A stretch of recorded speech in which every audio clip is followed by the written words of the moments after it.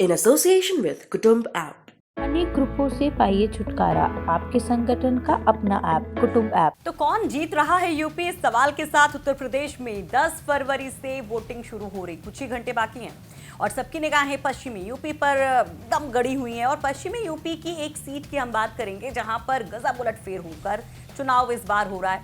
हम बात कर रहे हैं सहारनपुर की हॉट सीट देवबंद की। नमस्कार, आप देख रहे हैं यूपी तक और आपके साथ मैं हूं सुषमा। वोटिंग की उल्टी गिनती के बीच यूपी तक आपको बताएगा कि आखिर पश्चिमी यूपी के हर जिले में होने क्या जा रहा है। तो आज हम बात कर रहे हैं देवबंद सीट की, जो शुरू से ही हॉट सीट मानी जाती है क्योंकि यहीं से मुस्लिम राजनीति शुरू होती है। जमीयत उलेमाए हिंद के राष्ट्रीय अध्यक्ष मौलाना अरशद मदनी यहाँ ही नहीं बल्कि भारत के सभी मुसलमानों के बीच में अपनी एक अलग पहचान रखते हैं, प्रभाव रखते हैं, ये कहा जाता है। देवबंद विधानसभा सीट की अगर बात करें तो बीजेपी से कुंवर ब्रजेश प्रत्याशी हैं, बसपा से चौधरी राजेंद्र सिंह गुर्जर उम्मीदवार हैं, समाजवादी पार्टी से ठाकुर बिरादरी के ही कार्तिकेय राणा है, जिनको लेकर खूब बवाल समाजवादी पार्टी के भीतर हुआ। जबकि कांग्रेस की बात करें तो राहत खलील और ओवैसी की ओर से उमेर मदनी, जो कि अरशद मदनी के पोते हैं, वो भी चुनावी मैदान में हैं। तो यहाँ लड़ाई त्रिकोणीय दिखाई देती है इतनी भीड़ में भी। अब क्यों, उसको समझने की हम कोशिश करते हैं और इसको समझने के लिए सबसे पहले हमें समझना होगा कि भाई यहाँ पर जातिगत समीकरण क्या है।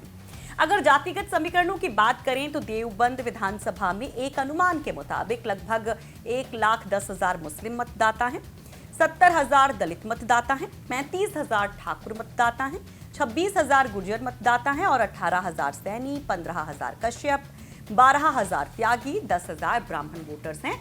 ये माना जाता है कि डिसाइडिंग होते हैं, जीत और हार के लिए ये डिसाइड करते हैं। तो आंकड़ों का तो खैर अपना गणित होता है, जैसा कि मैं बार बार कहती हूँ और रिपोर्ट में अपनी कहती हूँ, क्योंकि गणित तो आंकड़ों के हिसाब से पूरी तरीके से नहीं लगा सकते, क्योंकि हर चीज़ कैलकुलेशन में नहीं आ सकती है। इंसान है और इंसान में तो तमाम मुद्दे होते हैं। तो ऐसे में हमने सोचा कि क्यों ना लोकल ही वोकल जब कहा जाता है तो लोकल माहौल को समझने के लिए अपने सहयोगी के जरिए किसी वरिष्ठ पत्रकार से बात की जाए। तो हमारे सहयोगी पिंटू शर्मा ने वरिष्ठ पत्रकार तस्लीम कुरैशी से बात की कि आखिर क्या वजह है कि ये हॉट सीट है। देखो, देवबंद सीट के जो हालात हैं, आज जो हालात हैं देवबंद सीट के, क्योंकि दो मुसलमान इस सीट पे लड़ रहे हैं, एक कांग्रेस से हैं और एक जो है ऑल इंडिया मजलिस मुस्लिम इत्यादि मुस्लिमीन से है, और बीएसपी से गुज्जर है और बीजेपी से जो है वो ठाकुर है और ठाकुर समाजवादी से भी है।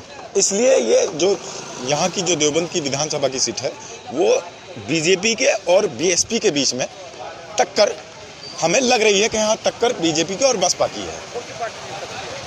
नहीं, ये तो कहना अभी बहुत मुश्किल है, क्योंकि ये कहना अभी बहुत आसान नहीं है, इसलिए क्योंकि बसपा के और बीजेपी के बीच में फाइट है। जो भी ज़्यादा वोट ले जाएगा वो जीतेगा। ये नहीं कह सकते हम कि कौन सी पार्टी जीत रही है कौन सी नहीं जीत रही है। तो भाई इनके मुताबिक तो यहाँ लड़ाई बीएसपी और बीजेपी के बीच है और थोड़ा भी अगर मामला इधर उधर जिसकी तरफ हो जाएगा वो जीत जाएगा।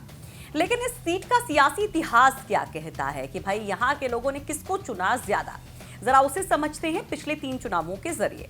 तो पिछले 3 चुनावों की बात करें तो 2007 में बीएसपी जीती है, 2012 में सपा जीती है, 2017 में भाजपा को यहाँ पर जीत मिली है।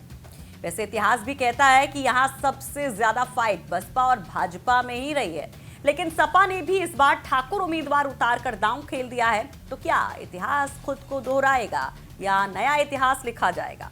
इस पर हमारे सहयोगी पिंटू शर्मा ने एक और वरिष्ठ पत्रकार नौशाद उस्मानी से बात की। दरअसल अगर सियासी ज़बान में कहा जाए, देवबंद वोट इसलिए है क्योंकि उत्तर प्रदेश की सियासत और सत्ता का रास्ता जो है वो देवबंद से ही होकर गुजरता है, इसलिए इसको सभी दल हॉट सीट मानकर चलते हैं।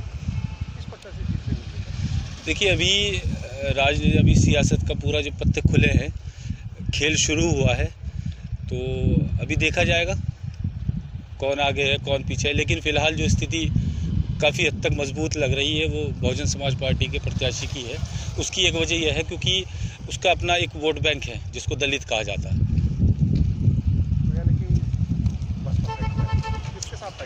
समाजवादी पार्टी। तो उस्मानी साहब को यहाँ पर सबसे ज्यादा बसपा मजबूत लगती है और वो बसपा और सपा में फाइट बताते हैं।